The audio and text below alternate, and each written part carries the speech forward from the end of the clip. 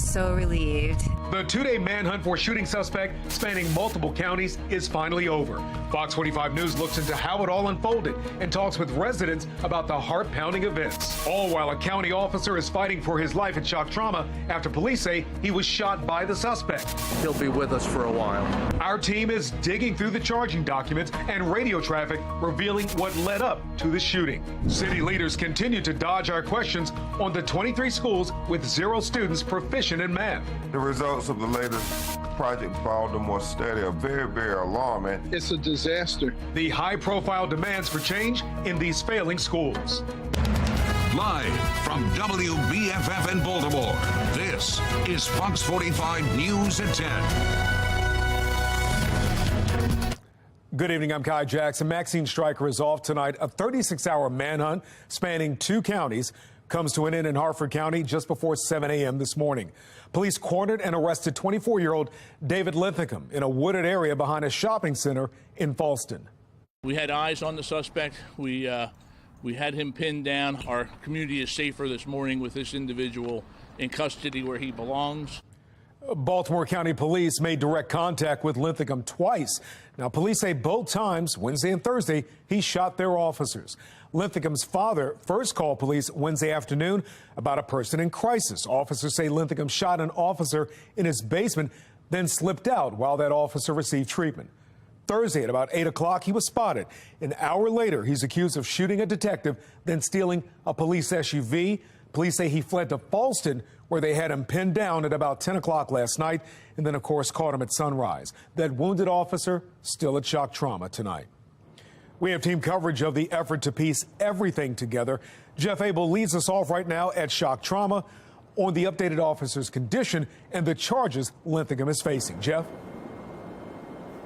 Well, dozens of people today, from friends to fellow officers, even the governor, have been filing into the hospital. At last word, the injured detective is in stable condition. And tonight, officers have charged a 24-year-old with attempting to murder him. While the detective fights for his life, his fellow officers struggle to understand why. Just a reminder of how dangerous it is for the police officers every single day.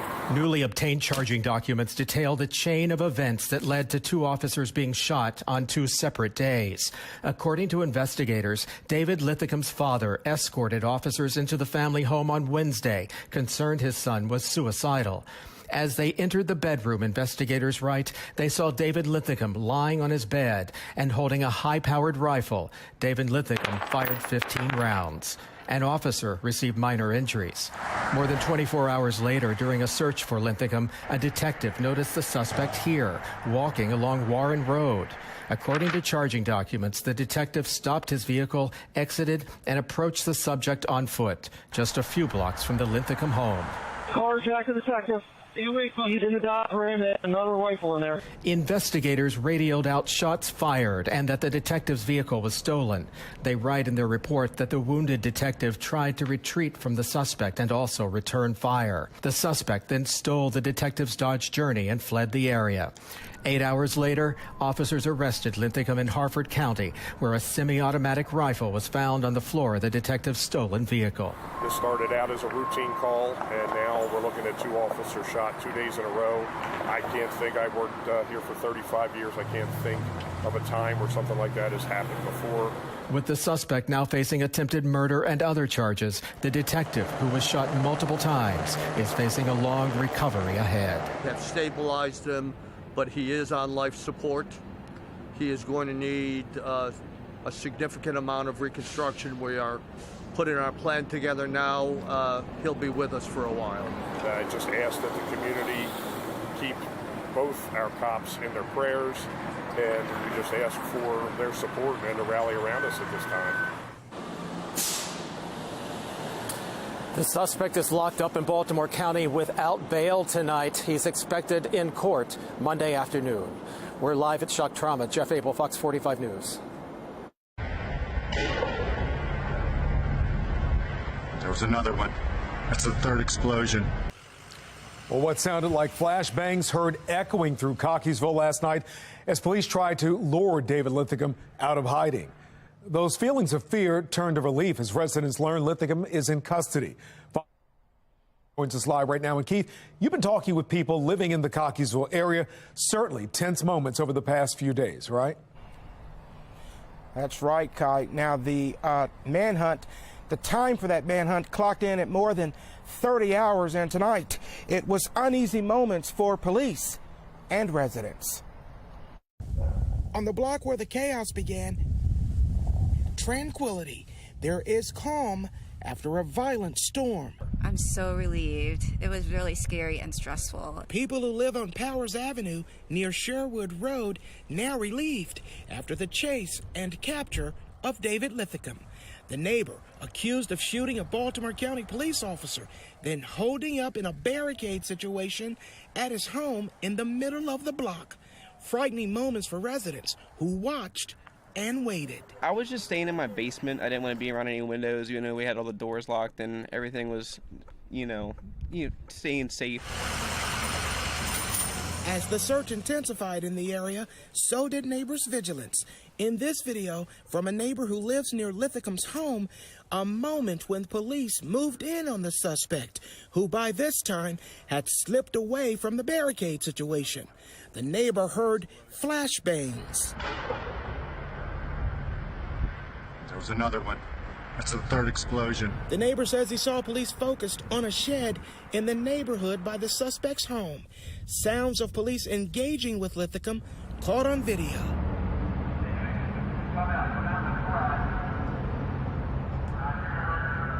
Police called Linthicum armed and dangerous, but somehow he managed to evade capture in Cockeysville. Thursday, Baltimore County Police pressed with several questions about the situation, including how was Linthicum able to slip away from police? At this point, I've provided all the details that we can. Where was the officer shot? We're not going to get into the specifics of his injuries. Meanwhile, Linthicum was on the loose, with police shutting down streets in the area as the search continued. I understand. It's for everybody's safety, and I get it. There's a lot of woods around here. It's a scary situation. A nightmare for some residents that's over now. Linthicum is caught. Thank goodness. Well, some residents say they're also relieved that their neighbor was captured unharmed. We're live tonight. Keith Daniels, Fox 45 News. Kate, thank you. With our reporting on the mental illness health crisis, we do want to share the suicide and crisis hotline number with you. It is now 988. It's free, confidential, and staffed 24 hours a day, 7 days a week to help anyone who needs to talk to someone. Well, Linthicum is in custody, as we've reported, but many in the public are wondering how he was able to evade a blanket of police officers twice before being captured. Fox 45's Vincent Hill has one law enforcement expert's perspective. That story coming up at 10:30. It's been a pretty nice day and a great start to the weekend with temperatures reaching the 60s this afternoon. But now we're starting to see a cool down. We're in the 40s, and this is all a setup for the cooler temperatures that we have coming this weekend. Tomorrow we'll be in the low 50s, so a big change. But then on Sunday, we're talking the 40s and our next chance for rain. This could have impacts on your Super Bowl plans, but it is followed by drier weather and warmer temperatures on Monday. Coming up, I'll have a look at the timing of the rain and when we dry out in my Weather Authority forecast. Back to you. An extensive investigation by Project Baltimore reveals every student at 23 Baltimore City schools is failing to test at grade level in math. That's 2,000 students, all falling short of state standards on their most recent exams. And that's prompting outrage from some parents. In fact, two prominent voices in education are now joining in on that discussion, saying the current situation in city schools is setting up children for failure. If it was their child and their child was in this system and there was a responsibility for educating that child, I guarantee you would see different results. With this issue, we can't look the other way with such dismal test results.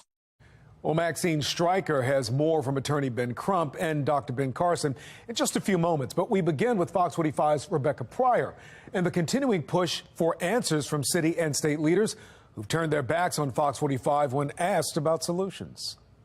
Well, after our questions were ignored earlier this week, today we attempted to speak with Mayor Brandon Scott in person. However, without notice, Mayor Scott skipping an event he was scheduled to speak at and again dodging our questions. They go there to get babysit for 8 hours and come home. Frustrated with the education her child's receiving in the Baltimore City school system, Nichelle Watkins, just one of many concerned parents tired of suffering in silence. I can't afford no $1,000 tutor from Sylvan, but that's what he needs. And our kids are not caught up, but we're passing them.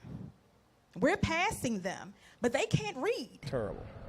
Horrible. But now state test scores bringing those concerns to light. The results of the Maryland Comprehensive Assessment Program revealing in at least 23 Baltimore City schools, not a single student can do math at grade level, marking the city's math scores the lowest in the state. And as our students fall behind, not all city leaders are stepping up. Fox 45 sending questions to the mayor's office Thursday asking, do you believe a change in school leadership is necessary in Baltimore? If not, why not? And how do you defend these results? The mayor and his office ignoring those questions, prompting Fox 45 to request an in-person interview with the mayor at a press conference he was scheduled to attend. Again, no response, but when we arrived. I'd also like to thank Mayor Scott, who wanted to be with us today, but was called away on urgent business. Meanwhile, Maryland's congressional delegation not satisfied with the city's poor student performance and lack of action. And if it is as bad as you say it is, it ought to be intolerable to all of us. Obviously, we are concerned about accountability. We want to see our students achieve. However, when asked who should be held accountable and what action they plan to take, because I'm reacting to something I haven't seen, so I try never to do that. But I will have a reaction. I just don't have it right now. I think local government needs to have the decision-making process on accountability. That's where the people have the greatest input. You don't want the federal government doing that. At the local level? No, I don't have any interest in talking to anybody from any Sinclair Broadcast Group affiliate. Why is that? Councilman Ryan Dorsey joining the mayor in dodging our questions, while Councilman Mark Conway and Robert Stokes say a hearing needs to be held to demand answers from school leaders. But Stokes, chair of the Education, Workforce, and Youth Committee, says that hearing is likely months away due to upcoming budget hearings, even as parents like Watkins say their children need help now. I feel like they don't care. It's not their children. They don't care. And Stokes says if he does officially call a hearing with school leaders at the earliest, it will take place in April. In the newsroom, Rebecca Pryor, Fox 45 News. Still ahead on Fox 45 News at 10 o'clock tonight. Our team coverage on failing city schools continues. Civil rights attorney Ben Crump responds to the lack of answers from elected leaders, while former HUD Secretary Dr. Ben Carson calls for change. New developments in the federal case against former City State's Attorney Marilyn Mosby. We'll tell you about the new trial delay. And another object is shot down from U.S. airspace less than a week after this balloon was taken out of the Atlantic coast, where the Pentagon says this new device flew in the action to eliminate a threat.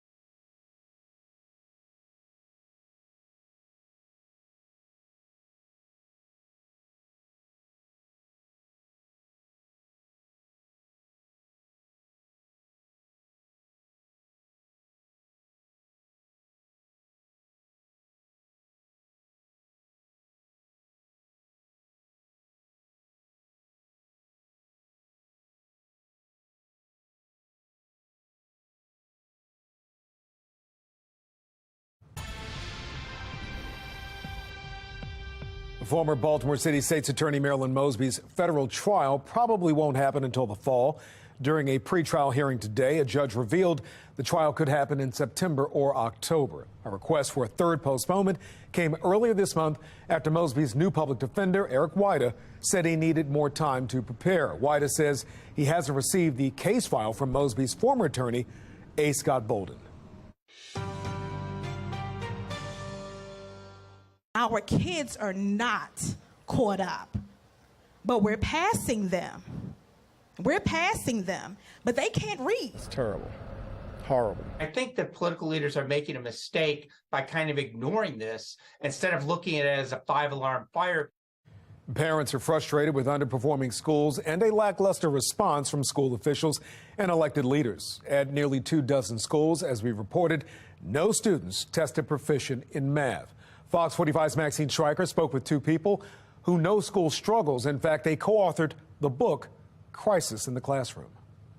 Their shocking results uncovered this week by Fox 45 Project Baltimore, exposing 23 Baltimore City schools that have 0 students proficient in math. What is your reaction to these results, and is it acceptable? The results of the latest Project Baltimore study are very, very alarming. It underscores the reason why we have to go forward with this lawsuit to try to hold people accountable and make them come to the table to deal with this issue. We can't look the other way with such dismal test results. Prominent civil rights attorney Ben Crump knows the failures of city schools well and says these findings are par for the course. Last year, he joined a lawsuit against city schools, which accuses the school system of wasting taxpayer dollars and failing to provide an adequate education to generations of students. The lawsuit could help mothers like Nichelle Watkins ensure their children are getting a proper education. He can't read. He's in the 4th grade. How is he supposed to be productive if he can't read? This week, we questioned city and state leaders about our findings. Mayor Scott continually ignored our questions, asking, do you believe a change in school leadership is necessary? And how do you defend these results? And in Annapolis, the topic received a similar response. Delegates Robin Lewis and Sandy Rosenberg, both elected leaders from Baltimore City, dodged our questions. I sent you an email about the 23 schools in Baltimore City who have 0 students who are proficient in math. When you do a school story about something succeeding in the schools, I'll respond. You never do. So who do you hold accountable for the failing? Your boss is for the distorted coverage you provided. Well, the data came from Baltimore City Public Schools. Crump says it's time leaders accept there's a problem and address it. Do you think that elected leaders in Baltimore City are turning a blind eye to African-American youth in city schools? I don't want to believe the school leadership is turning a blind eye, but I do think that they may be arrogant if they refuse to sit down with community stakeholders. Your whole purpose for being is to make sure our children receive a quality education. And if you're not fulfilling your duties, then the people need to show up at the polls and make sure they hold them accountable. Dr. Ben Carson, who wrote the book Crisis in the Classroom with Crump, echoes a similar sentiment. The solution is to get somebody in charge who cares. Because this, let me put it this way. If it was their child and their child was in this system and there was a responsibility for educating a child, I guarantee you would see different results. Carson says the answer may just be new leadership. Obviously, you have people who just aren't that interested in doing anything about it. In Baltimore, Maxine Stryker, Fox 45 News. A statement from Baltimore City Schools claims a plan is in place to help boost test scores. It includes professional development, summer learning, and longer learning times at the end of the school day. Well, that brings us to our question of the day. Do you believe current city leadership is capable of fixing problems in Baltimore City schools? So far, 96% of those who voted say no. You can go to foxbaltimore.com/vote to weigh in. Now, Now, our Project Baltimore team has done extensive reporting on the issues facing Baltimore City schools. You can see all of their stories and reporting on our website, foxbaltimore.com. Baltimore Squeegee Ban starts to take shape. Details on the next phase of the plan getting underway. Major layoffs coming to Yahoo, why they're making cuts and the possible impact in Baltimore. We are looking at a nice and quiet day tomorrow. You have the green light, but just know that it's going to be a little bit cooler. Then on Sunday, we're getting ready for the next weather maker, which means rain across most of the state, and that could have impacts on your Super Bowl plans. I'll break down the timing coming up in my Weather Authority forecast.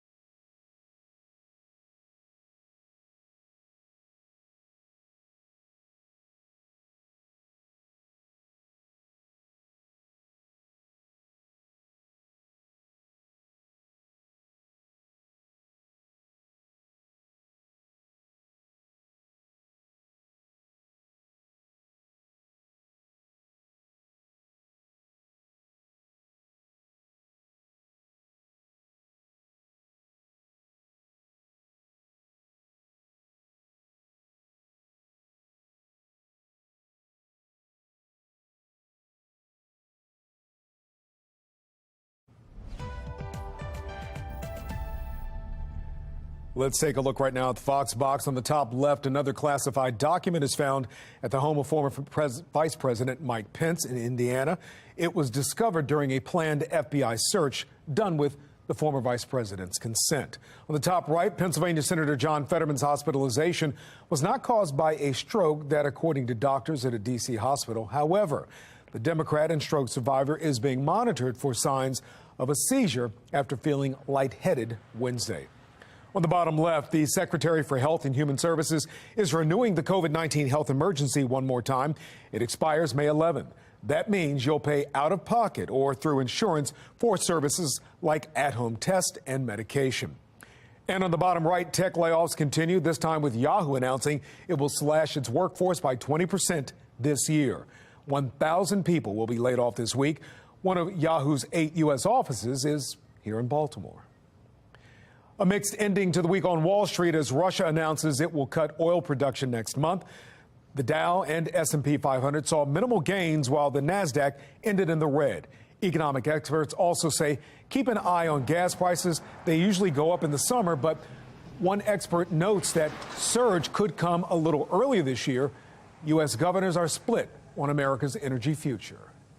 Oil and gas are international commodities. There's likely to continue to be a market for it in 10 years. Probably in 20 years, if you're asking me 30 or 40, I think we'll largely be off of those fossil fuels with lower cost, more reliable, renewable energy. We all know you're going to need traditional energy much, much longer than that. Right now, Maryland's average sits at $3.43 a gallon. Forecast increases could push prices over $4 a gallon. Coming up, continuing coverage of the manhunt and arrest of David Linthicum, how police let him slip away twice before finally pinning him down.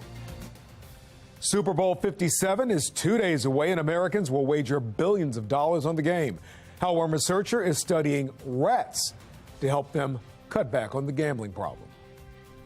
I'm Scott Thuman in Washington with breaking news as the president orders the military to shoot down another foreign aircraft less than a week after shooting down that suspected Chinese spy balloon. What happened? Coming up.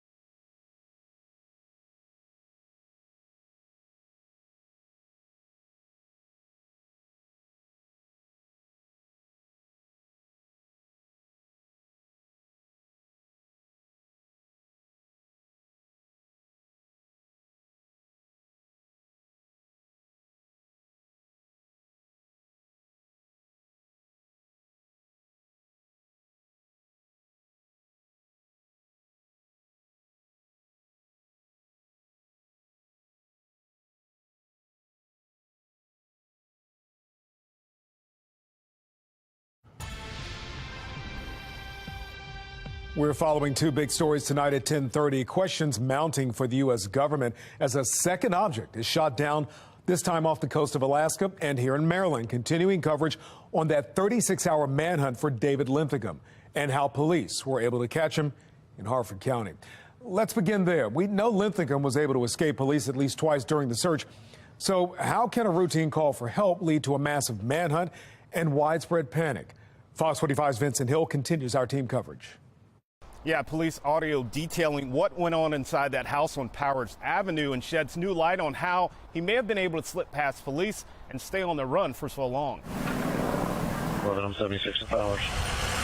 A routine call for help. Also going to send down the hazard. Is never routine, according to law enforcement analyst Melissa Pinkleton. At the time, you just had a mentally disturbed person who was kind of being a little bit disorderly. You had no information at the time about a gun. An unknown threat to officers inside Linthicum's home. Fired. 10-4 shots fired in reference to Powers Avenue. 10-3 still on the channel. That is a tactical nightmare, not only for the suspect, but definitely for the officers. After shots were fired, how could Linthicum slip past police? Number one rule in policing is we go home that night. When one of our brothers or sisters are shot, yes, the attention is going to be on them, getting them medical treatment and getting them out of there. Do we need a medic started? 741 officer bleeding. 11 yells an AR-15, dad's out, he's okay. The chaos giving any suspect a perfect opportunity to run, He could have snuck out in that moment, maybe when everybody's eyes weren't on him.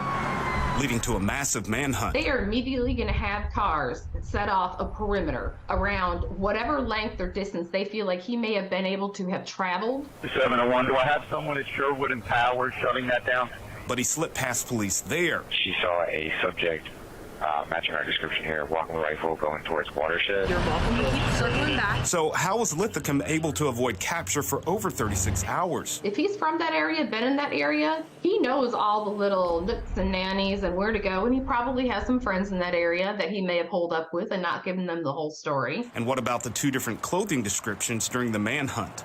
A common tactic, according to Pinkleton. Suspects who run, super common for them to change their outfit just to throw us off for that reason. Carjack the detective.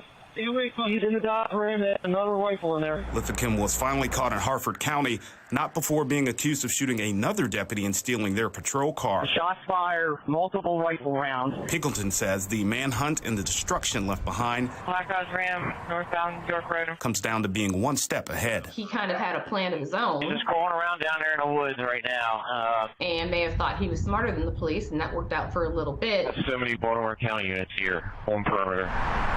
But eventually, the good guys won, and he went to jail.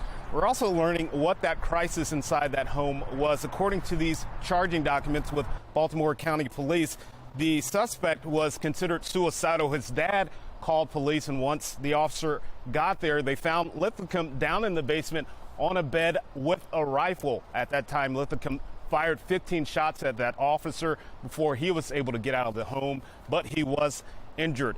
For now, in Baltimore, Vincent Hill, Fox 45 News. Maryland Attorney General Anthony Brown joined us live on Fox 45 News at 4 o'clock to commend officers for their efforts. These are men and women who, answer the call to duty. They raise their right hand to protect and serve our communities. They do dangerous things to protect our community. So we owe them a great deal of not only gratitude, but we've got to support the men and women in uniform who set out every day to ensure that we can live, work, and play and pray in safe communities. Baltimore County Executive John Olszewski thanked Baltimore County and Harford County Police for their work.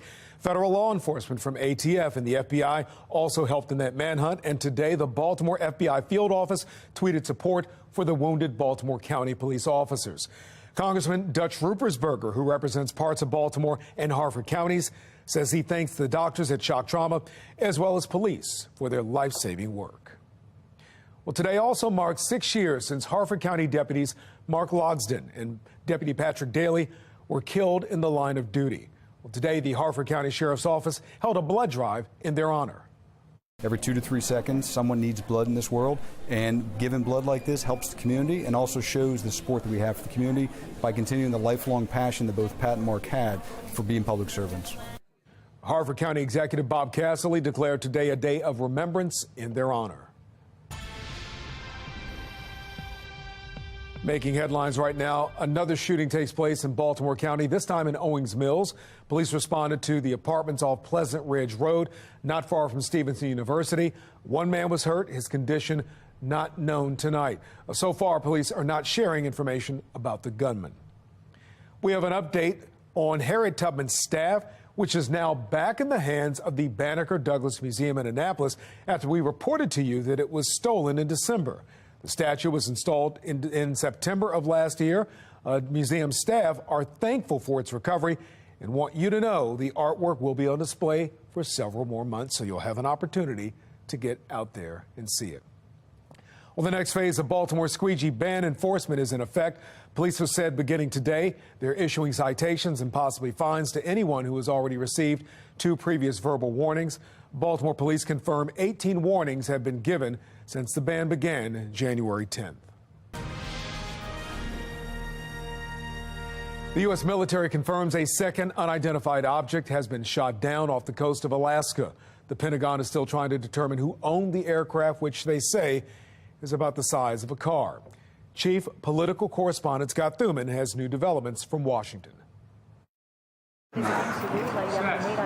Calling it a success, the president confirming he ordered an American fighter jet to shoot down another foreign aircraft off the coast, this time near Alaska. At this point, we don't know the origin of the object. Again, we will know more once we're able to potentially recover some of those materials. That less than a week after taking out that Chinese spy balloon after it had already crossed the entire U.S., raising immediate questions and debate about when and how quickly the White House should react. President Biden saying he has no regrets in that previous case and downplayed the incursion over U.S. soil. The total amount of intelligence gathering that's going on by every country around the world is overwhelming. It's not a major breach. Further, Biden saying it didn't damage relations between the U.S. and China, but some say it should, and now, aware there have been several less intrusive flights in the past, have questions. Do we have a plan for when this happens again? We think we know what they were going to collect. We don't know. That scares the hell out of me.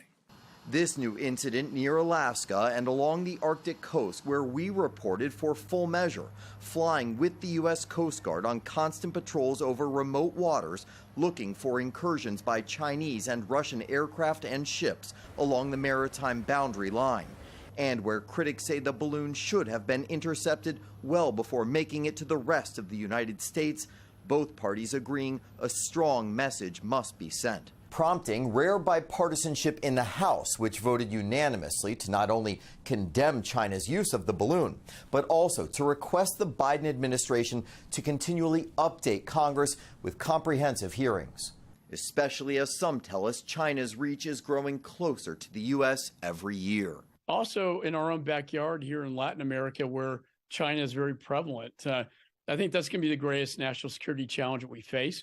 In Washington, I'm Scott Thuman. And that brings us to our question of the day. Do you approve of the way that President Biden is handling the Chinese spying situation? The poll's just opened. You can make your voice heard by going to foxbaltimore.com/vote and clicking on the Pulse tab. All right, let's go live right now to Glendale, Arizona. Super Bowl 57, less than 48 hours away. The Kansas City Chiefs from the AFC and the Philadelphia Eagles from the NFC are both looking for their second Super Bowl rings in the past 6 years. And of course, you can catch all the action this Sunday right here on Fox 45. Live coverage from Arizona begins at 11 a.m. in the morning, leading up to kickoff at 6:30 p.m. Well, it's deja vu in a sense for the Chiefs, playing in their third Super Bowl in 4 years. They also played in Super Bowl I back in 1967.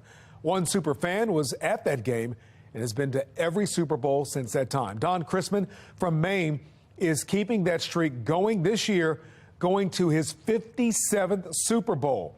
One of only 3 people to attend every game. That's amazing. He says he bought tickets to Super Bowl I and they were only $6.